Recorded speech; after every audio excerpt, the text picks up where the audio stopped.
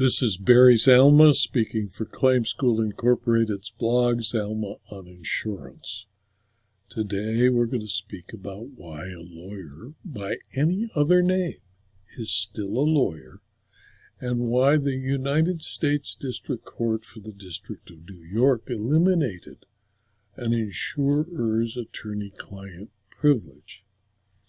And we must understand why a lawyer is not, nor is he or she ever able to be, a super adjuster. I became a lawyer in 1972.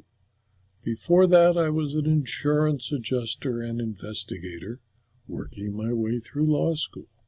Since 1972, I have never been, nor have I acted as an adjuster or an investigator. Of course, part of being a lawyer requires some investigation because failing to do so would be a breach of the fiduciary duty of a lawyer to his or her client. I learned immediately upon entering law school and later in the practice of law that an attorney's failure to investigate potential defenses constitutes a denial of effective assistance of counsel. In fact, as the Supreme Court of Oregon stated, quote, to fulfill the role assigned to defense counsel under our adversarial system of criminal justice, a lawyer must investigate the facts and inform himself or herself with the respect to the law to the extent appropriate to the nature and complexity of the case. Close quote. The attorney-client privilege protects the client from disclosure of private communications with counsel.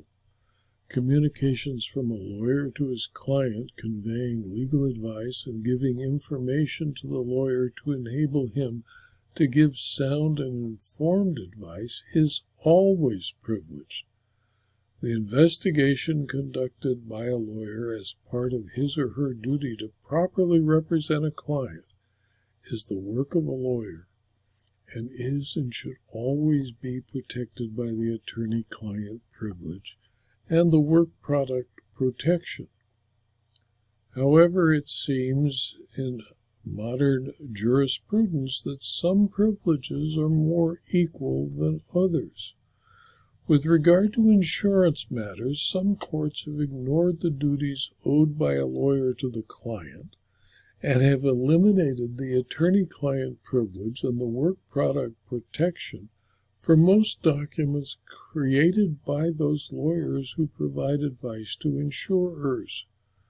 For most of the more than 45 years I have been involved as a lawyer providing legal advice to insurers, I have been accused of being a super adjuster rather than a lawyer to allow insureds to gain an advantage against an insurer and gain access to the private legal advice given to the represented insurer. The attorney-client privilege belongs to the client, not the lawyer, and can be waived but not eliminated.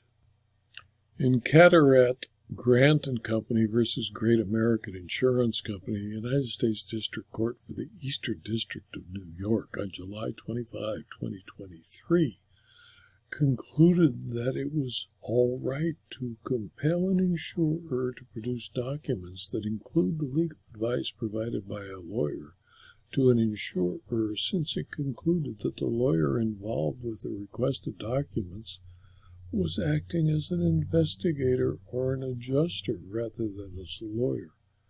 The documents at issue revealed that as early as April of 2019, Great American had obtained outside counsel Graziano to discuss claims under a bond.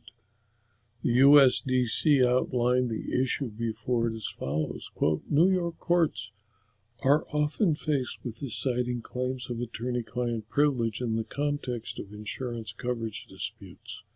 Central to such privilege decisions is the issue of whether outside counsel is performing the role of a claims investigator or that of an attorney offering legal advice. Documents reflecting claims investigation activities are subject to discovery, even if those activities were performed by an attorney." Close quote. The work product protection is the lawyer's, unlike the attorney-client privilege that applies only to the client. Protection does not exist for documents that are prepared in the ordinary course of business or that would have been created in essentially similar form irrespective of a litigation or an anticipated litigation. The Cataract Grant & Co. Court refused to provide the attorney-client privilege to documents created by the lawyer or on behalf of the lawyer, except a single document that showed that the lawyer Graziano's legal analysis and opinions. It contained legal advice, and the court concluded it, therefore, was primarily legal rather than investigatory in nature. It and only it was determined to be covered by the attorney-client privilege. The court was wrong and should be reversed if the insurer is able to seek appellate relief. In my opinion, a lawyer giving legal advice to an insurer faced with a claim is required to properly serve his or her client, to conduct a thorough legal investigation into the issues presented by the insurer for assistance and legal advice. That advice can include many different things, but none changes the lawyer into an investigator or a claims adjuster. Had counsel sat silent and only wrote a coverage opinion without using his or her skill, legal knowledge, and skill to obtain, directly or by asking for additional information to prepare the coverage opinion that the court found was privileged, but all other documents were not, is simply error.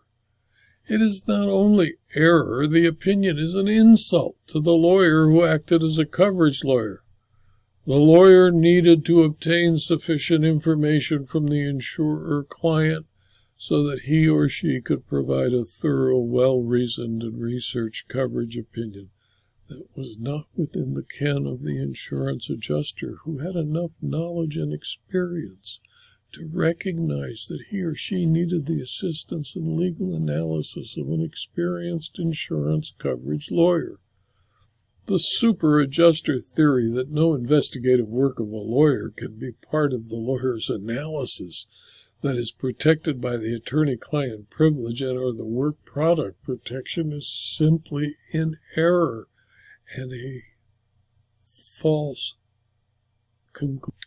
This video was adapted from my blog, Zelma on Insurance, which is available free to anyone who clicks on the URL zelma.com/blog.